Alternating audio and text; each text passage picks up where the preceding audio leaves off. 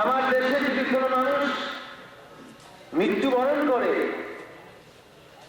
এই মানুষটি মরে গেলে পরে গোটা গ্রাম অঞ্চল শহর সব জায়গায় যে যে পর্যায়ে তিনি পরিচিত ছিলেন, মানুষ যেভাবে তাকে জানলো, সর্বস্তরের মানুষ ছুটে আসে, তারা মর্মাহত হয়, তারা দুঃখিত হয়, ব্যথিত হন এবং তারা শোকাহত হন। শোকে তারা কাতর হয়ে পড়ে যে সমাজের একটা মানুষ, একটি ভালো মানুষ বিদায় চলে গেল। কি ভাই ঠিক কিনা? জোরে বলেন। এটি আমাদের সমাজের একটা সামাজিক নিয়ম আছে। গ্রামের কোন মুরব্বী যদি মারা যান, তাহলে গোটা এলাকার মধ্যে শোকের ছায়া নেমে আসে। ওই লোকটি জানা যায় হাজার হাজার মানুষ অংশগ্রহণ করে থাকে। গ্রামে ওই মুরব্বী মানুষটি দুনিয়া ছেড়ে চলে গেলে সাথে সাথে আশপাশের শিক্ষা প্রতিষ্ঠানগুলো বন্ধ ঘোষণা করা হয়। হাফিজ মাদ্রাসা থেকে নিয়ে ধর্মীয় শিক্ষা প্রতিষ্ঠানগুলোতে যে শিক্ষার্থীগুলো লেখাপড়া করে, তারা কোরআন শরীফ নিয়ে হাজির হয়ে যায়। যে মানুষটি দুনিয়া থেকে বিদায় নিয়েছেন, সে মানুষটিকে সুন্দর করে গোসল দিয়ে কাপড় পরিয়ে সাজিয়ে রেখে হাফেজে কোরআন, হুফাজ কোরআন যারা কোরআন জারির মুখস্থ, তারা নিজেরা ওই লাশের পাশে বসে কোরআন তেলাওয়াত করা শুরু করে। বেদনা বিধুর মুহূর্ত, এমন এক কঠিন সময়, যে সময়ে আপন জনের কান্নায় মানুষের বুক ভেসে যায়। ওই মানুষটি সে আপন জনের জন্য কোরআন তেলাওয়াত করতে থাকে।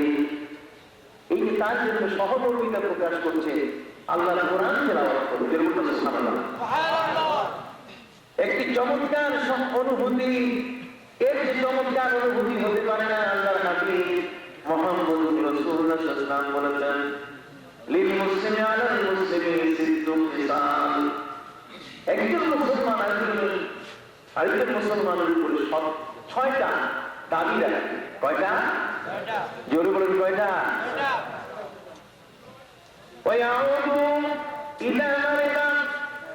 অসুস্থ হয়ে তাকে দেখতে যাবে, অসুস্থ অবস্থায় তার ঘরে গিয়ে তার মাথায় হাত বুলাবে, তাকে সান্ত্বনা দান করবে, তুমি অসুস্থ, ভয় করো না, আল্লাহ তোমার সাথে আছেন।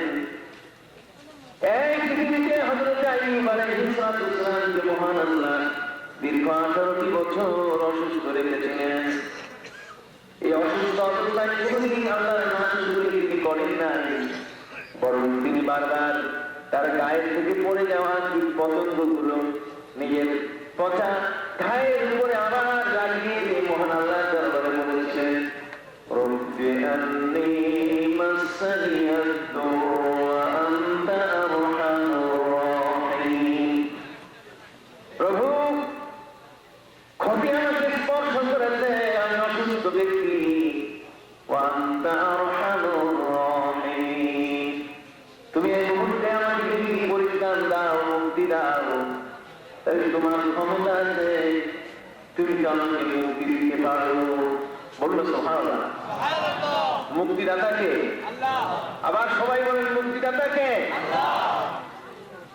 হযরত আইয়ুব আলাইহিস সালাম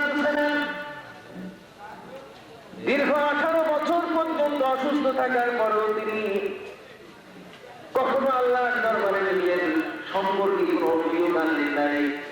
অসুস্থ অবস্থায় তার সময় কাটছে, তিনি কঠিন জরাজীর্ণ অবস্থায়, এই অবস্থায় তিনি আল্লাহর কাছে কোনো প্রকার অভিযোগ উত্থাপন করেন নাই, বরং তিনি বারবার আল্লাহর কাছে বলেছেন, ওয়া আনতা আরহামুর রাহিম, আপনি যদি মহান দয়ালু, আপনি ইচ্ছে করে আমাকে অসুস্থতা থেকে মুক্তি দিতে পারেন। ওয়াইদা মারিতু ফাহুয়া ইয়াশফিন, আমি অসুস্থ হলে সে অসুস্থতা ছাড়িয়ে আমাকে সুস্থ করতে পারেন কে? আল্লাহ। জোরে বলেন না, কে?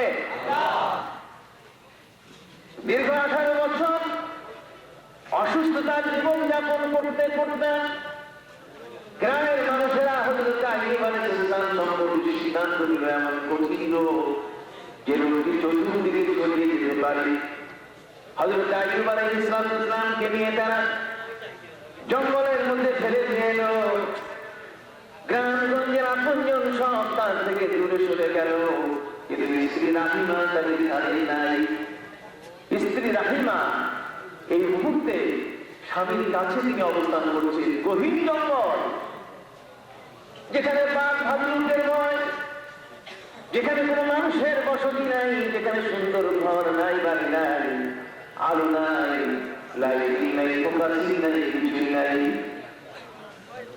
হযরত রাহিমা হযরত আইয়ুব আলাইহিস সালামের জন্য প্রতিদিন সন্ধ্যাবেলায় ঝাউ ভাত তৈরি করে খাবার নিয়ে আসেন। একদিন তিনিও বিরক্ত হয়ে গেলেন, স্ত্রী বিরক্ত হয়ে গেলে তখন অসুস্থ স্বামী যাদের কোনো উপায় থাকে না।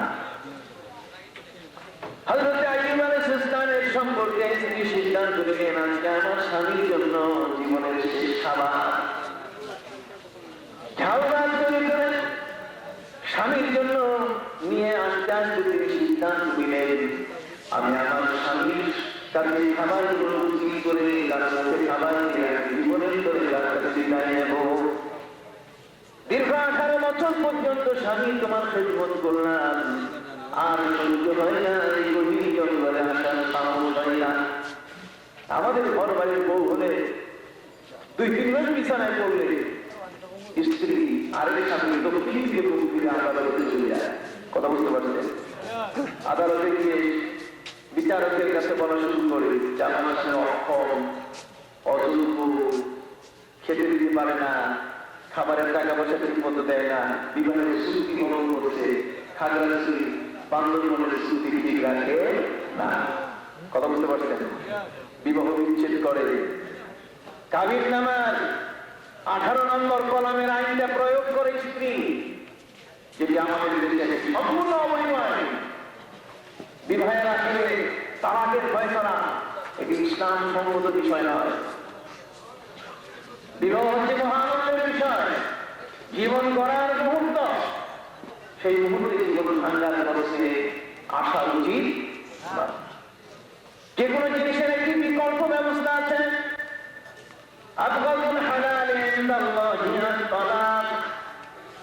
আল্লাহর কাছে সবচেয়ে নিকৃষ্টতম হালাল জিনিস হলো তালাক দেওয়া বউকে। যে লোকটা নিজের বউকে তালাক দেয়, বিচারে তার যে অমানুষ পৃথিবীর মধ্যে আর কেউ নাই। এর যে অমানুষ আর পৃথিবীর মধ্যে কেউ নাই। তবে হ্যাঁ, কোন স্ত্রী যদি জানেন স্বামীর সাথে জীবনযাপন করতে অপারগ হয়, অথবা স্ত্রী যদি নাসিজা হয়, স্বামী সম্পূর্ণ অবাধ্য হয়, তাহলে সেক্ষেত্রে তাদের অবমুক্তির জন্য সেখানে পরিষ্কারের জন্য বিকল্প পথ থাকা দরকার। এই জন্য অবস্থা অপারগ হয়ে ইসলাম এই পথ সৃষ্টি করে রেখেছে। অবৈধতার সাইলাভ হয়ে যেত, জেনা দুনিয়া সবকিছুতেই মানুষ লিপ্ত হয়ে যেত, যেটা আজকে হিন্দু সমাজের মধ্যে হচ্ছে। হিন্দু সমাজের মধ্যে পুনর্বিবাহ নাই। স্বামী মরে গেলে পরে তারপরে বিয়ে করতে পারবে না। আপনি আমার কথা বুঝতেছেন কিনা বুঝলেন? দু একটু কথা মাঝে মধ্যে বলেন, আহু বললে আমি বলবো যে আমার কথা বললেন, আমরা সিলেটি ভাষায় না বললেও অন্তত পক্ষে আমার কথা আপনারা বুঝতেছেন। ঠিক আছে ভাই? বলতেছিলাম আপনাদের খেদমতে স্বামী এবং স্ত্রীর মধ্যে মধুর সম্পর্ক। কন্যা লিবাসুল লাকুম ওয়া আনতুম লিবাসুল লাহুন্না। স্বামী এবং স্ত্রী একে অপরের পোশাক। কবি বলেছেন, ইদা মাদাদিউ সানাইল ফাহা তাসান্নাল ফাকানাত আলাইহি লিবাসা। স্বামী এবং স্ত্রী হচ্ছে একে অপরের পোশাক। কেউ কাউকে ছাড়া নিজের জীবন চিন্তা করতে পারে না। সেই স্ত্রী স্বামীর সন্তান করতে গিয়ে যদি স্বামী মৃত্যুবরণ করে, তাহলে ওই স্বামী মৃত্যুবরণ করার কারণে স্ত্রী দ্বিতীয় স্বামী গ্রহণ করতে পারবে না। এটি একটি হিন্দু ধর্মীয় আইন। এই হিন্দু ধর্মীয় আইনের দিলে মেয়েদেরকে তারা উদ্বুদ্ধ করত, যেহেতু তোমাদের বিবাহ করার সুযোগ নাই, কাজে স্বামী মারা গেছেন, তাকে যে চিন্তায় আগুন দিয়ে পুরানো হবে, ওই চিন্তায় তুমিও সাফাই করে লাফিয়ে করে তুমি আত্মাহুতি দাও, তুমি ওই আন্দোলন করে মরে যাও। হিন্দু ধর্মীয় নিয়মে স্বামীর চিতায় স্ত্রী আগুনে পুড়ে মরত, বুঝতে পারছেন? এটা দিয়ে তারা মনে করতো যে স্বর্গে চলে গেছে। কোথায়? স্বর্গে চলে গেছে। আমি যদি বেহেশত দিতে পারি না, বেহেশতের অপর নাম স্বর্গ নয়। বলতেছিলাম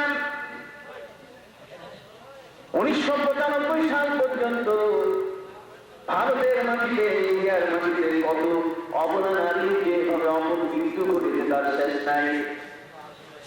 রাজা রামমোহন রায় ঈশ্বরচন্দ্র বিদ্যাসাগরকে তিনি বললেন, বিদ্যাসাগর তুমি প্রতিবাদ করো, ধর্মই হতে পারে না যে ধর্মের মধ্যে স্বামীর মৃত্যুর চিন্তায় স্বামীকে যেখানে আগুন জ্বালানো হচ্ছে, স্বামী